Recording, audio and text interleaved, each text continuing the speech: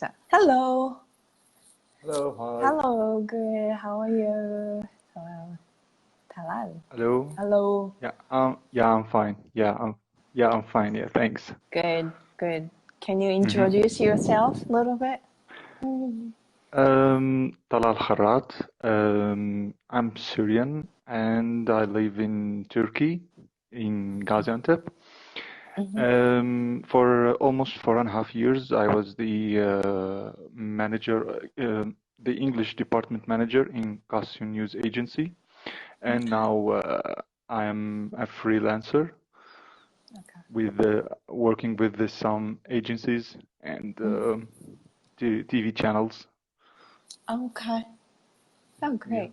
Great. So, Mm. as a journalist? Yeah. Okay. All right. Great. Great. hmm Well, Yeah. I have been asking this to everybody, but what do you think about this operation, whole thing? And then, what's your concern? Concerns usually it is about the casualties that could happen Mm-hmm. uh, for many reasons. But we should also focus about something which is the Syrian Democratic Forces, militias. They are using also the people as human shields. Okay. Oh. And some pictures were revealed today Mm-hmm. showing that the SDF militants in civilian uniform as a kind to attract to disattract Turkish forces or Syrian National Army from their site. Also, we should also focus on something which is the idea which were being negotiated for many years, which is the safe haven, which will allow almost 1 million Syrian refugee, whether in Turkey, in anywhere or anywhere in Europe, they will be able to return.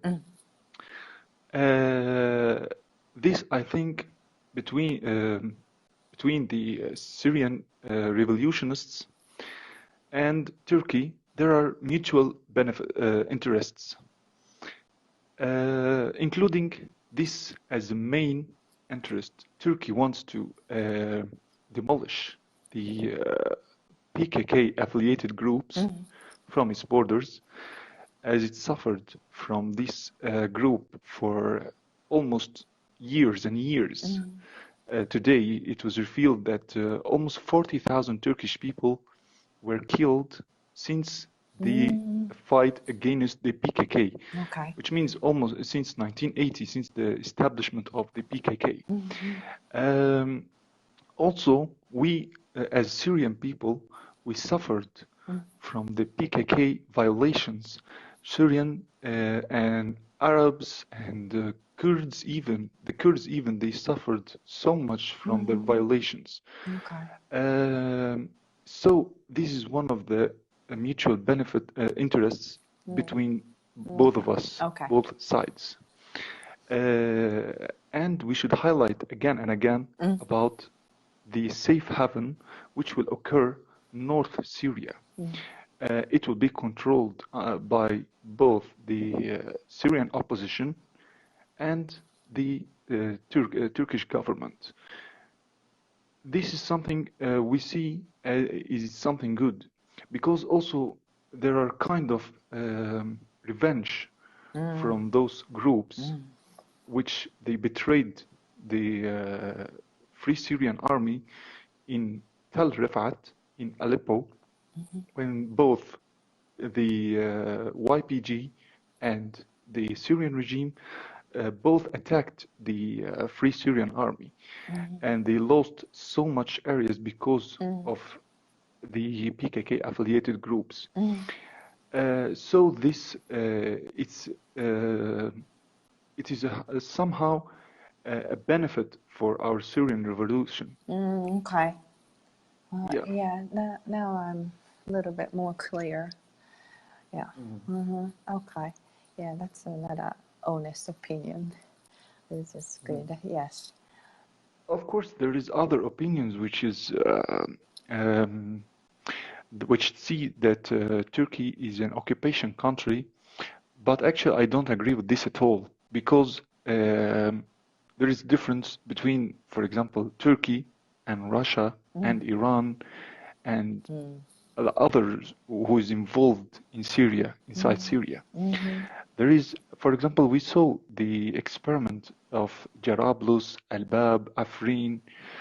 Turkey was the only country who fought against terrorism in Syria. Whether if it's for its benefits, it's not our problem, but as I said at the beginning, there is mutual interests between both of us. Interesting, yes. Okay. Yeah, and plus also rebuilding the infrastructure inside Syria. In those countries, the schools, the hospitals, there are so much services offered for Syrians in these areas. So on the up. Okay. Oops. Frozen. Yes. Okay. He's sending me. I have someone sending me. Sorry. Oh, okay. What I'm saying also on the opposite side, let's look what the SDF and the US-led coalition did in Raqqa and Deir ez-Zor during their so-called operations against ISIS. Raqqa and Deir ez-Zor, Raqqa, let's talk about Raqqa, which is 50% of its infrastructure was demolished totally and needs billions of dollars to be rebuilt again. Okay. We saw the mass destruction in both cities. It's something, and the number, of course, and the number of casualties which have never been done in anywhere or by anyone who is saying that they are fighting the terrorism. Actually, they fought terrorism and civilians. And at the same time, look at the Turkish experiment inside Al-Bab in its first operation against ISIS. Okay. There was no destruction for the infrastructure in Syria. Oh, I see. So okay. Yeah. Yeah. Well, many people are saying that Turkey has been the only one who has been helping Syrians, and then I understand. Of course, each country should look for its interests in every step they are stepping. But the best thing is to find the mutual interest. This is what we should do. And also we should look to the other side, which is also who is really standing behind the Syrian people and their pain and their suffer. This also we should look about this. For example, Gulf countries, because of their conflict against Turkey, they forced things to the Syrian revolution and Syrian people by supporting all the other sides except the real revolutionists. And of course, there are jihadists which they sent to Idlib and joined the Hayat Tahrir al-Sham. It was something unbelievable. In any way, they wanted to finish the Syrian revolution and return to the time before 2011.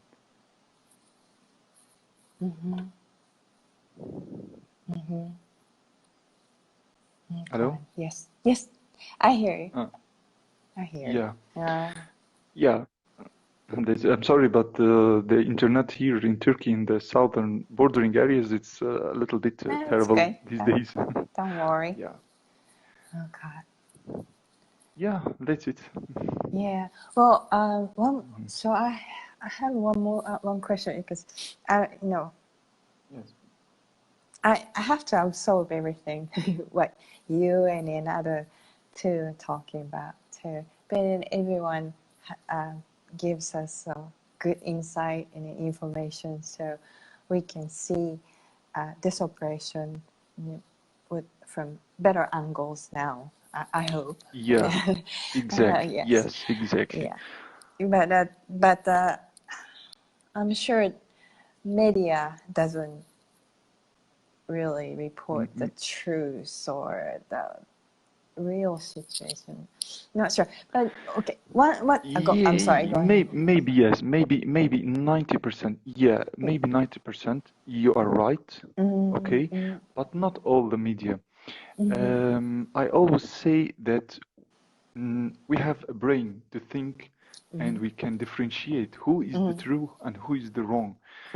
Where you can find the truth, the real media. For example, you shouldn't ever, never in your life believe any kind of media which is supported by Gulf countries. This comes at number one. Okay. Maybe some of the American media or media in the United States, some of them, yeah, they are true. Yeah, it's complicated. It's complicated, something complicated anymore. The media before 2011, not like the media after 2011. This is something all of us we saw. The kind of changes, the sudden changes in their policies, for example, since the beginning of the Saudi Arabian and the US coalition between Mohammed bin Salman, MBS, and Trump, all of us we saw how Al Arabiya channel shifted its policy towards the Syrian revolution. Even one time, by mistake, one of the editors in the website, they wrote about the revolutions that terrorists. Imagine, and after that they saw how much this article made the people angry, so they deleted the whole article. Media anymore, as I said, it's not like before 2011. For sorry. Yeah. Yeah. Well, we can use translator, Google Translator, to translate Arabic to our own languages, but still, we thought, media from Middle East might be telling the truth, but yeah, exactly. You should depend on yourself, and now social media is all over the world, in everywhere, in every single spot on the earth. Everywhere is what's going on everywhere. Step by step, I'm getting away from the television and the media as a whole. I'm just working with them, but I don't watch them. Okay, this is the truth. But I'm sure some journalists want to. There is no depending just on the social media and trying to differentiate between the truth which is published. Well, I'm sure. Sorry, can you repeat again?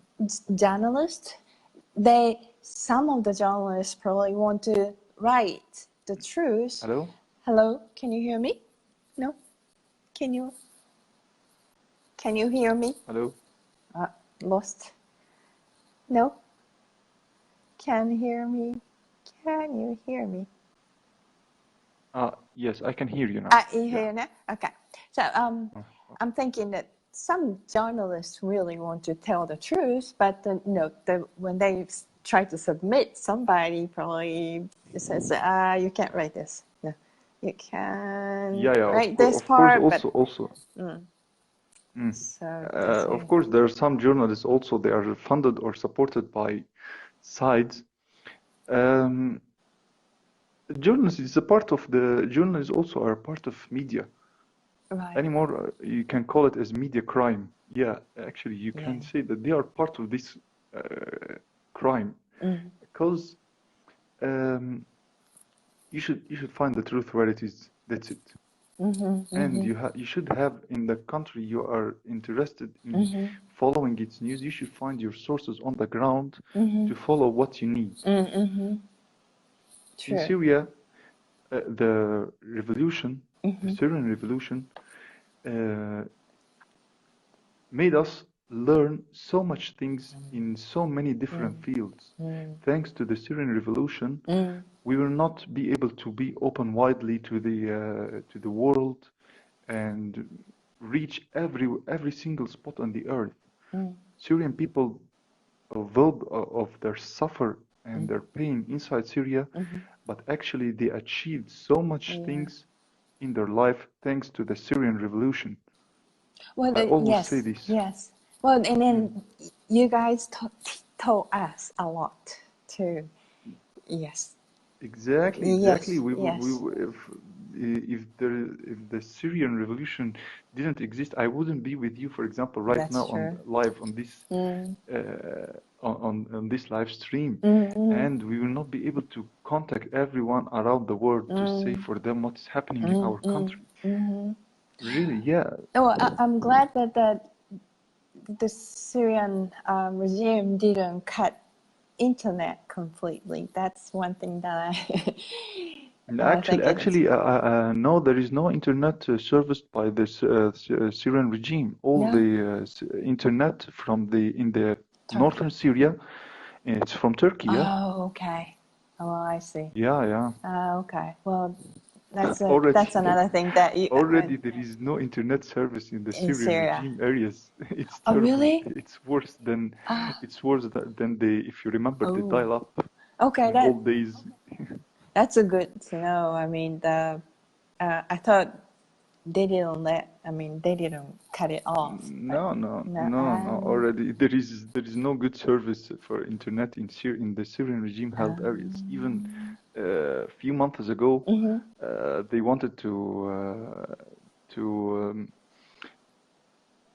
they wrote on upside of the internet network on the cell phones 4G, but actually it's 3G. It's not 4G. Yeah, they wrote it. But it's not actually like this. No, okay. Yeah. I know that Assad's family owns a telecommunication company in Syria, right? Yeah, Rami Makhlouf, is the owner of the MTN Syria, but just its so-called the internet service and mobile phone service. Oh, that's Yeah. interesting. It's not actual in like everywhere around the world. Okay. But I think again the Russians they are supporting the telecommunication services in the Syrian regime areas. I'm not sure about this, but I read this many times in different articles about projects being established inside Syrian regime-held areas about telecommunications, improving the internet services, and so on. Yeah. One more thing. Okay. How about China? They're in. Are they in Syria? Actually, I think as I don't know. Okay, Actually. that's good. That's good. The thing I don't know about it, I don't prefer to talk about right. it. I'm with you. And thank you very much for the honesty. Thank you so much. Very good. I know that it's going to be a little difficult for another. Let's hope just this operation pass easily and peacefully, and it would allow everyone to return to their homelands, and especially the people of Tel Abyad, which were displaced around 3 years ago by the YPG. Almost 40,000 people were displaced from their town, from Tel Abyad. All of them, they're Arabs. Let's hope everyone will return peacefully to their hometowns. and hope peace for Syria. Yes, That's what we wish. yes, yes. Yeah, No, I think about Syria all the time. So, Syria, yes. Syria in our minds Mm. for forever, forever.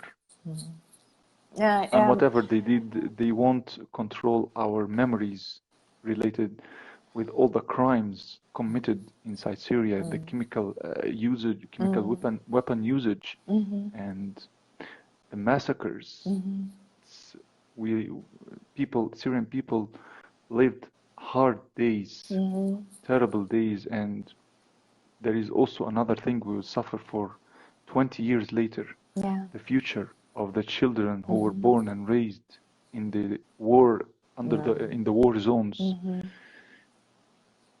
and Yeah, and then also in, the children who were raised in ISIS held areas and Hayat Tahrir al-Sham areas. All of these,